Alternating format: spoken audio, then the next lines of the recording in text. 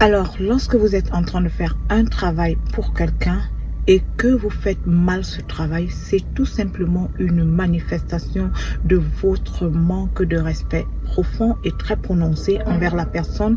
C'est juste une manifestation de votre manque d'estime envers la personne, de votre manque de considération envers la personne.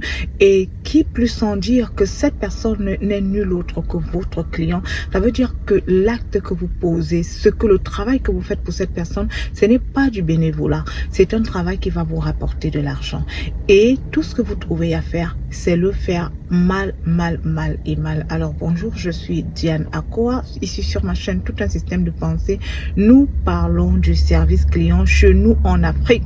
Nous parlons de comment est-ce que les propriétaires des business, les entrepreneurs, les prestataires de services chez nous en Afrique, ceux-là même qui ont des activités qui leur génèrent des bénéfices sur le dos des clients, comment est-ce qu'ils traitent ces clients chez nous. C'est en fait ici sur cette chaîne, nous sommes là pour changer tout un système de pensée, pour changer cette mentalité qui nous freine dans les business et dans ce que nous sommes en train de faire. Moi, je prends beaucoup plus le volet des business parce que pour que l'Afrique évolue, il faut que le plan économique évolue aussi. Et pour que le plan économique évolue, il faut que ça commence par la fondation qui est le client. Comment est-ce que le client qui est le premier marché, qui est en fait le marché de toutes ces activités économiques, comment est-ce que le client est traité? Alors si vous êtes nouveau sur ma chaîne, n'oubliez pas de vous abonner, abonnez-vous, activez la cloche de notification, n'oubliez surtout pas de liker, mettez le pouce pour encourager ce que nous faisons ici, partagez au maximum pour que ce ne soit pas seulement vous mais que toutes les oreilles entendent ce qui se dit ici pour que les lignes bougent. Alors aujourd'hui je regardais un documentaire sur une chaîne de télévision chez nous en Afrique et ça montrait en fait les rentrées scolaires, comment les rentrées scolaires étaient préparées, comment tout était mis en œuvre en fait, parce que dans beaucoup de pays chez nous en Afrique, les rentrées scolaires c'était aujourd'hui le 8 septembre. Alors ce qui m'a marqué c'était quoi? C'était le travail de ces couturiers et couturières qui confectionnent les uniformes scolaires. Et tous étaient en ce moment, on vous parlait de ce qui se passait hier et aujourd'hui encore, tous étaient encore sur leur machine en train de confectionner les tenues scolaires. Et là, je regarde, je dis, mais c'est pas possible. À quel moment on va changer? Les tenues scolaires jusqu'au premier jour de la rentrée sont encore confectionnées.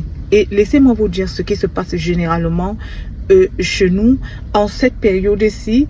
Quand les tenues scolaires doivent être livrées dans les différents établissements ou livrées à ceux-là qui les ont commandées, c'est toujours la catastrophe. C'est toujours le même scénario, c'est le même film qui se répète. Les tenues scolaires là ne sont jamais prêtes en fait. Elles ne sont jamais confectionnées à temps. Elles sont toutes coupées, les coupes sont faites, mais les tenues sont posées sur la table. Elles sont à peine confectionnées. Et pourtant, quand le mois d'août sonne, toutes les tenues doivent être confectionnées. Je ne comprends pas le problème qu'il y a avec les couturiers. Vous savez, je vais parler des couturiers encore. Je crois que j'ai déjà fait une vidéo sur les couturiers, mais je vais revenir dessus. Parce qu'ils font partie, c'est-à-dire des pires. Je ne sais pas comment je peux qualifier les couturiers. Et pourtant, ils connaissent leur travail. Mais c'est le même scénario qui se répète à chaque fois avec les couturiers. Comment vous expliquer que la veille des rentrées, que ce soit même une semaine avant le jour des rentrées, que vous soyez encore en train de confectionner les tenues scolaires? Vous devriez déjà avoir toutes les tenues scolaires confectionnées et posées sur les attelages pour être vendues. Bien emballées et posées. Mais vous voyez comment les tissus traînent à même le sol. On est encore en train de couper, les apprentis sont encore en train de faire les retouches de surfilage et tout ce que vous pouvez imaginer, et les tenues en fait ne sont pas prêtes la veille de la rentrée et même le jour de la rentrée.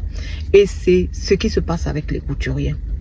Normalement, quand vous gagnez un marché pour confectionner les tenues scolaires, vous devez commencer à travailler dès le moment où on vous donne ce marché. Parce que je ne pense pas qu'on vous donne ce marché à moins de 2 semaines des rentrées. Non, vous avez déjà le marché, mais on est toujours en train de faire les choses à la dernière minute. En fait, ce qui se passe avec les couturiers, c'est quoi?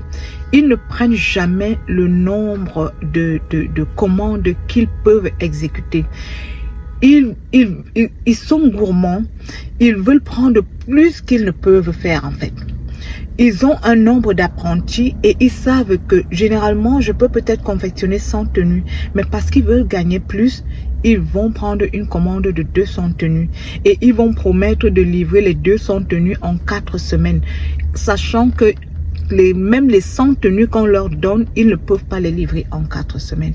Apprenez à accepter les commandes que vous pouvez livrer. Les couturiers, apprenez, c'est-à-dire repensez un peu votre façon de faire les choses. Acceptez les commandes que vous êtes capable de livrer et bien livrer. Parce qu'en fait, quand vous livrez bien ces commandes et que ceux qui vous ont passé ces commandes sont satisfaits, ils vont vous ramener d'autres clients. Parce que vous, les couturiers, même quand vous avez une plaque ou des panneaux publicitaires, ça ne vous apporte pas les clients. Des personnes de votre type, les entreprises de votre type, c'est le travail, c'est la qualité du travail qui fait votre carnet d'adresse, qui vous permet d'avoir un carnet d'adresse fourni, qui vous permet d'avoir une affluence. Et si votre travail n'est pas impeccable, non seulement les autres ne reviennent pas, mais ils vous font une mauvaise publicité à l'extérieur. Imaginez un peu une école qui vous a octroyer la confection des tenues scolaires et que le 7, le 8 au matin, les tenues ne sont pas prêtes. Qu'est-ce qui va se passer? L'année suivante, vous n'aurez pas la commande et ils vont passer le mot aux autres écoles. Et vous perdez.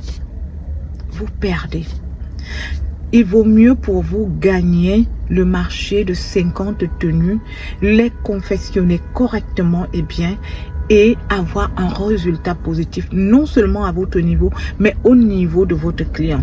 Et maintenant, après, qu'est-ce qui va se passer? Ce client va vous recommander à d'autres clients qui viendront maintenant passer leur commande chez vous. C'est la même chose avec les vêtements. Les couturiers, moi, franchement, j'ai perdu l'envie de me faire coudre un vêtement. Et j'ai toujours mis dans mon esprit que aller chez un couturier pour se faire confectionner une tenue, c'est la pire des choses à faire. Alors que dans les pays développés, les couturiers, c'est pas tout le monde qui s'offre les services d'un couturier. C'est pas tout le monde qui s'offre, voilà, de pouvoir se confectionner une tenue sur mesure. C'est pas donné à tout le monde. Moi, je peux pas me lever à aller chez un couturier dans un pays développé. Ça va me coûter les yeux de la tête. Mais chez nous, déjà, il y a cette mentalité qui fait croire aux couturiers que c'est un sous-métier, que c'est un sous-métier, que c'est un métier de bas étage et que voilà, c'est un métier pour les ratés. Et à partir de cet état d'esprit, ils ne font rien de grand avec. On les compte à peine au bout des doigts. On les compte à peine. Ceux qui ont amené leur métier de couturier à un autre level. Au next level, comme je dis. Pourquoi? Parce qu'il y a déjà cette mentalité de départ qui leur fait croire que le travail de couturier, c'est un sot métier, c'est rien de bon, c'est pour les rater. Mais non. Je vous dis toujours que les techniciens, il faut qu'on change cette mentalité en Afrique. Les techniciens sont des entrepreneurs. Et c'est des entrepreneurs sûrs parce qu'ils ont un fonds de commerce, comme on dit, qui ne tarit pas, intarissable et qui rapporte toujours. Mais vous faites mal votre travail. Les couturiers chez nous ne donnent pas du tout envie. C'est-à-dire quand tu veux une tenue sérieuse là, tu vas beaucoup réfléchir. Alors moi je vous dis, moi j'avais une tata qui était couturière, une tata que j'aimais énormément. Elle était couturière, non mais laissez tomber, elle nous a traumatisés, Mais il y a en fait, quand vous voyez le couturier même coudre son vêtement sur lui pour le porter, mais c'est tellement bien fait. Et c'est là où vous vous rendez compte que maintenant, il sait faire son travail. Mais pourquoi tu ne transposes pas ça sur les commandes qu'on te donne? Pourquoi les tissus de tes clients doivent toujours disparaître? Pourquoi est-ce que les dernières retouches ne sont jamais faites à la pointe? Pourquoi est-ce qu'il y a toujours un bouton qui a été mal mis? Pourquoi est-ce que quand vous prenez les mesures et que vous alliez maintenant coudre la tenue, vous avez pris la taille 40 à quelqu'un et vous allez lui coudre une tenue taille 45? Pourquoi vous faites ça? En fait, pourquoi vous faites ça? Alors de revoir cette image ce matin sur la rentrée et sur ces couturiers qui étaient encore vraiment au four et au moulin, alors qu'à ce moment on ne devrait plus parler de ça. On devrait avoir toutes les tenues posées sur les étagères, achalandées, prêtes à être vendues. Mais non, on voyait encore des tissus qui traînaient partout. Les couturiers chez nous en Afrique, s'il vous plaît, changez. Vous avez un grand métier. Vous avez un art. La couture, c'est un art. Transformez votre couture en un art. Et pour que votre couture soit un art, appliquez-vous. C'est vrai qu'il y a des couturiers chez nous qui travaillent bien. Ils sont là. Il y en a quelques-uns. Il y en a quelques-uns. Moi, j'en ai aussi connu. Mon père avait un couturier. Mais ce couturier, non mais chez lui, pour avoir un habit, pour qu'il te livre un travail, non mais c'était difficile parce que il avait des clients à l'appel.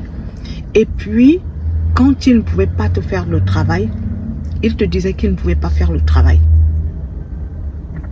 Mais quand il te faisait le travail, ces vêtements ressemblaient à des vêtements qui sortaient d'un prêt-à-porter.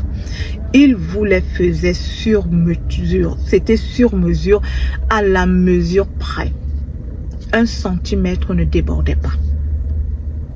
Mais des couturiers comme ça, il y en avait combien dans la ville? Je me rappelle quand j'étais adolescente, quand j'étais plus jeune, il y en avait combien? On pouvait te citer 2 ou 3 noms. Pourtant, à chaque coin de rue, tu voyais une maison de couture. Et c'est pour ça qu'ils ont toujours pensé que c'était des sots métiers, que c'était des métiers pour les ratés, pour ceux qui n'ont rien. On n'a jamais su comprendre chez nous que la couture, c'est un art.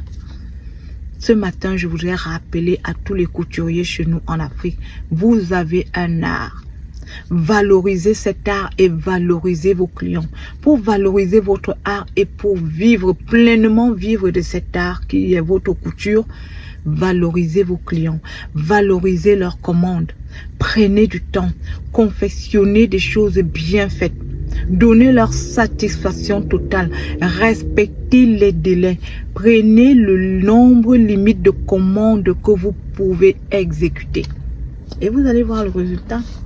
Vous allez voir le résultat en fait.